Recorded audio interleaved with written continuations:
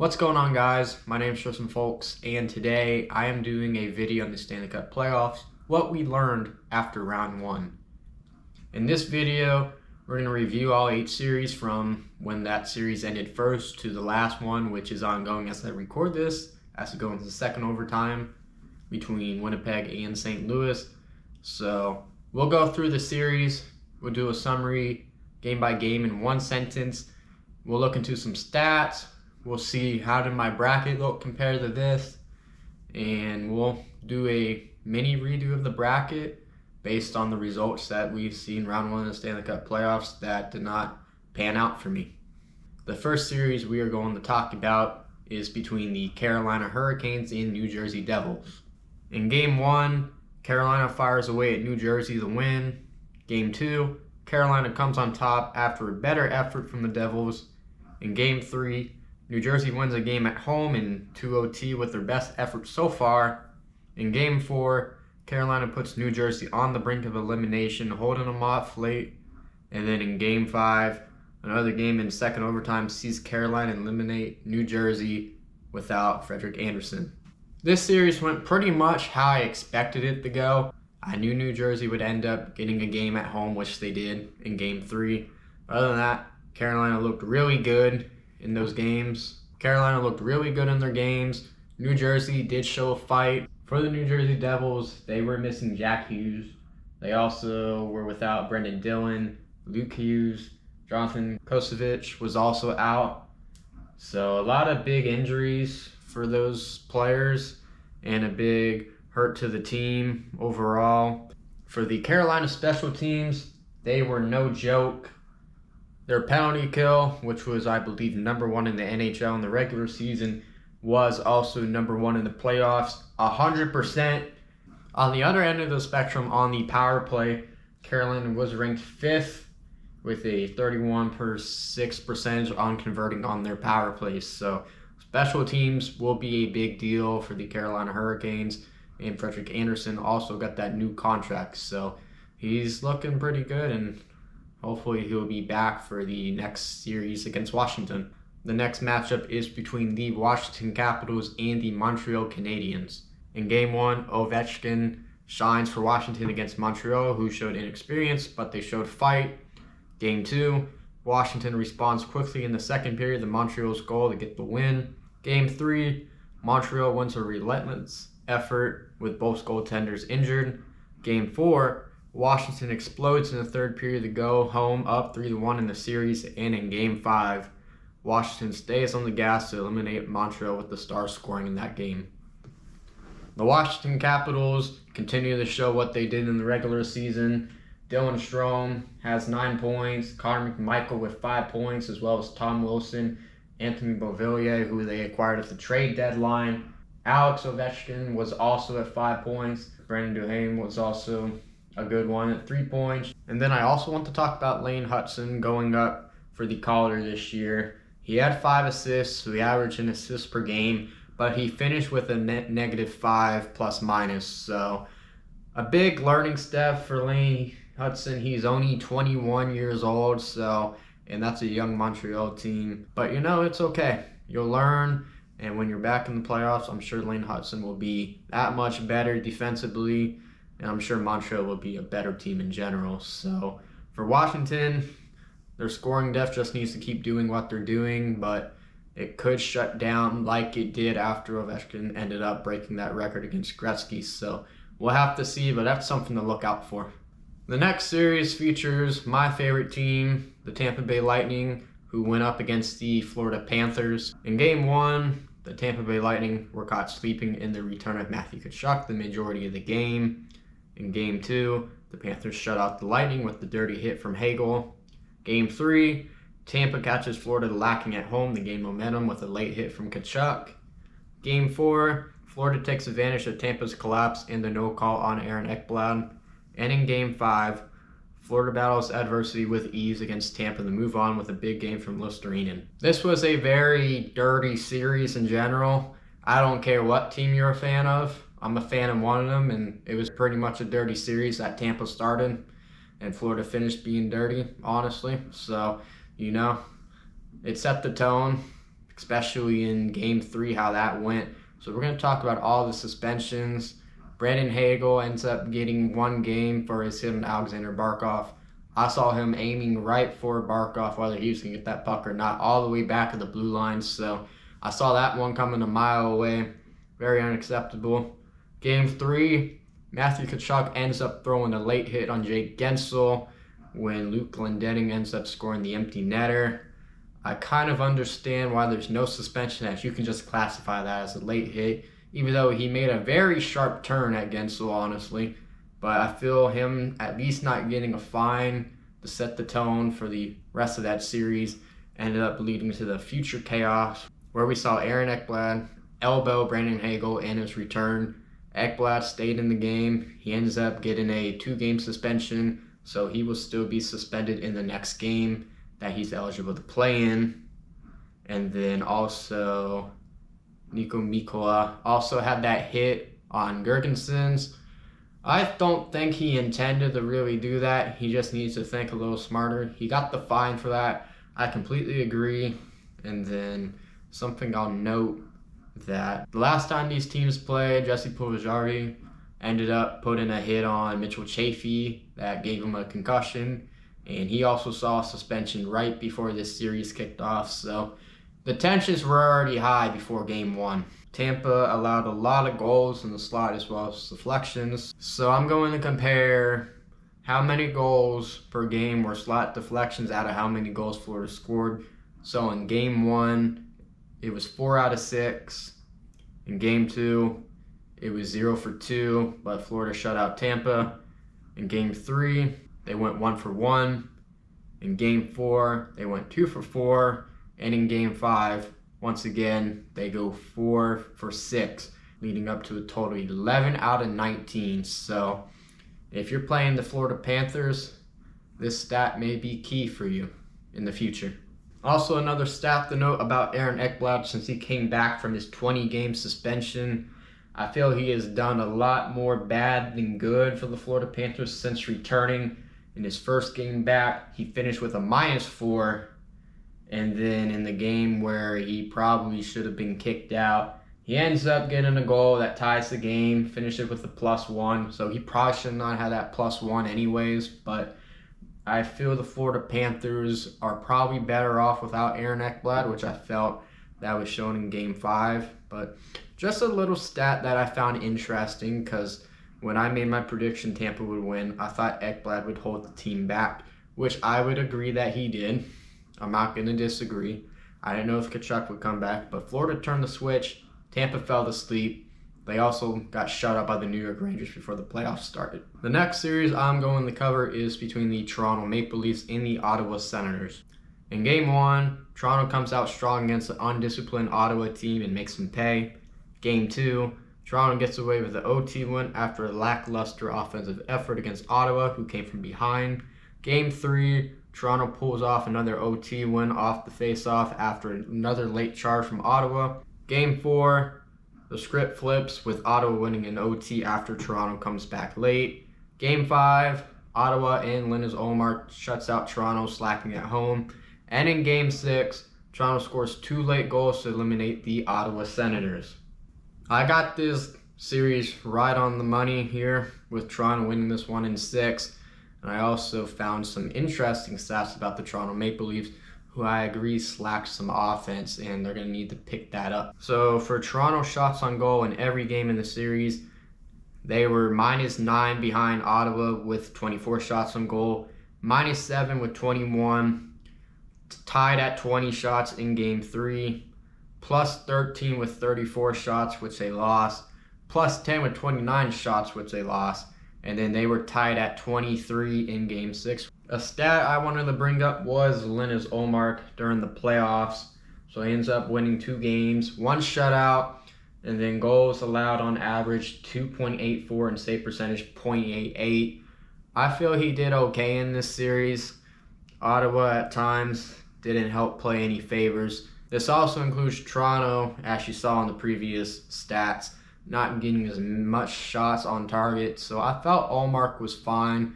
Ottawa played their hearts out, but at the end of the day, it's Toronto that makes their way through. All right, we're going to move out to the West now. This series is between the Vegas Golden Knights and the Minnesota Wild.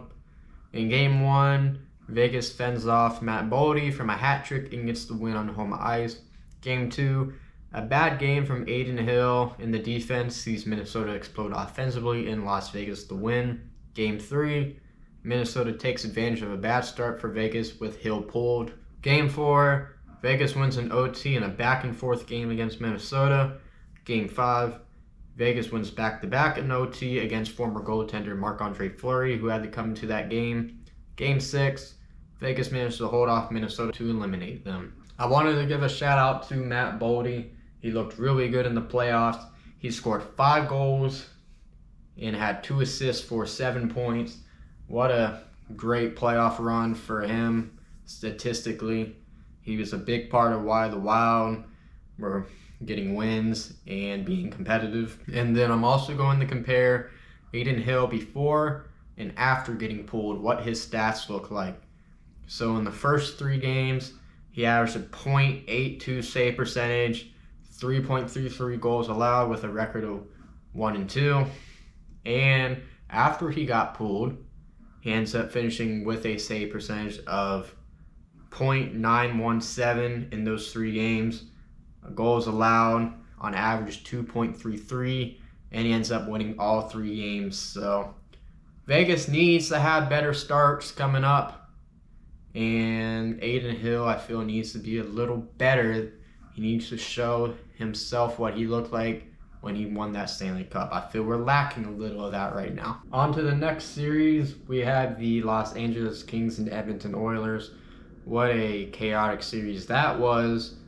In Game 1, the Kings responded with a late winner after blowing a 4-goal lead to Edmonton.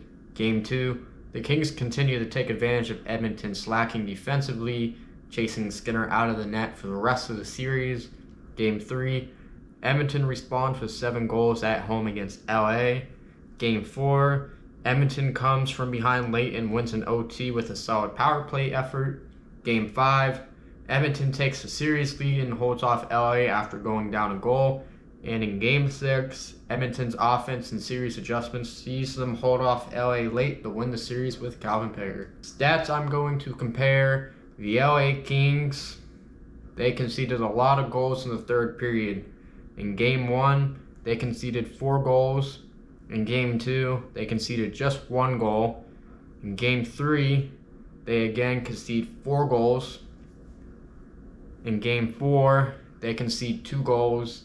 In Game 5, they also concede 2 goals. And in the last game, they concede just a goal. That is 14 goals allowed by the LA Kings in the third period, which also may speak a lot about Edmonton.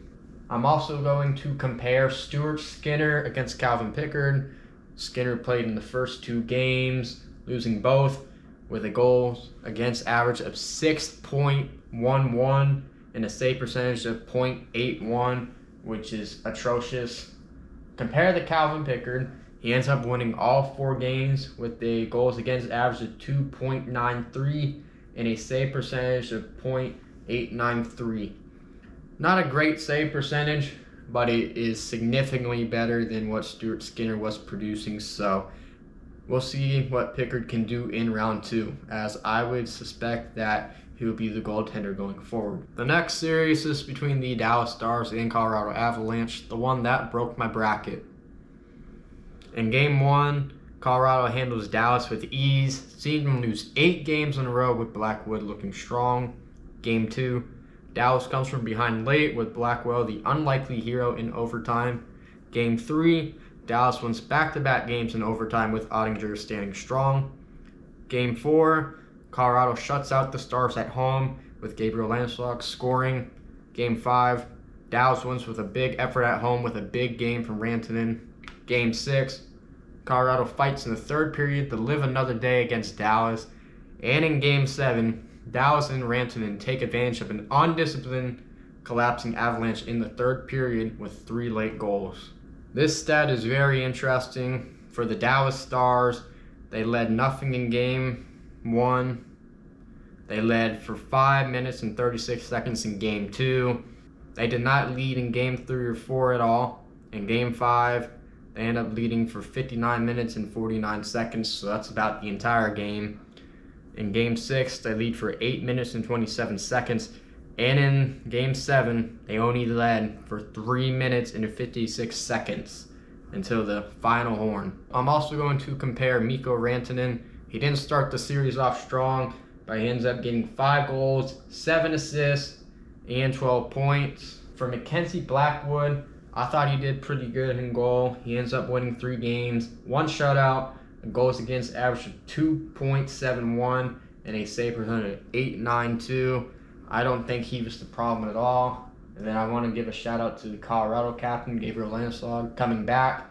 He ends up getting 1 goal, 3 assists, 4 points, and he also finishes with a +4. Dallas needs to find ways to hold leads.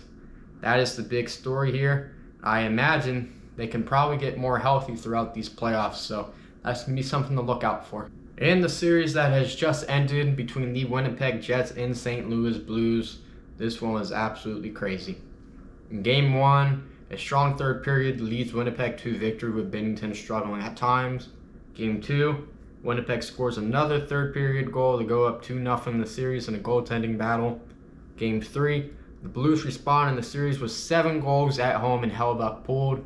Game 4, St. Louis ties the series with another win at home and Hellebuyck gets pulled again. Game 5, Winnipeg responds at home with 3 points from Kyle Connor. Game 6, St. Louis chases Hellebuyck out of the net once again to send it to Game 7. And in Game 7, the captain Adam Lowry sends Winnipeg to victory in second overtime over St. Louis. I'm waiting for these stats to officially load, which they'll be on the screen. But Connor Hellebuyck, he ends up getting 4 wins, but his goals against average is not very pretty, nor is his save percentage. That's going to have to be so much better in round 2, and needs to show what his Vezina self looks like. And I also wanted to give a shout out to the top Blues defensive pair of Colton Parayko, who came back from an injury recently, and Cam Fowler, who they acquired from Anaheim. For Parayko, he ends up finishing with a goal, 5 assists, and a +4. And for Cam Fowler, he ends up finishing with 2 goals, 8 assists for 10 points, and a +2. So the Blues' top defensive pair was very good, and probably a big reason at home why they were able to get those wins, as well as just St. Louis scoring like crazy. But I just wanted to compare that defensive pairing, honestly. And now we will get into how we need to fix my bracket compared to what it previously looks like. We'll start off on the East. So the only thing that didn't go my way was the Florida Panthers moving on to the second round. They will play the Toronto Maple Leafs. I'm going to have to go with my gut, but Toronto better keep Florida out of the slot and getting deflections on goal. I'm going to go with Toronto in 7. I'm going to just stick with my gut based on what my bracket looks like. I'm sure they'll be a lot better than Tampa. Toronto is very fast as well. Florida plays a very physical game, and they like to play with a lot of instinct and anticipate. So I feel Toronto's speed could have hurt them there. So we'll just have to see.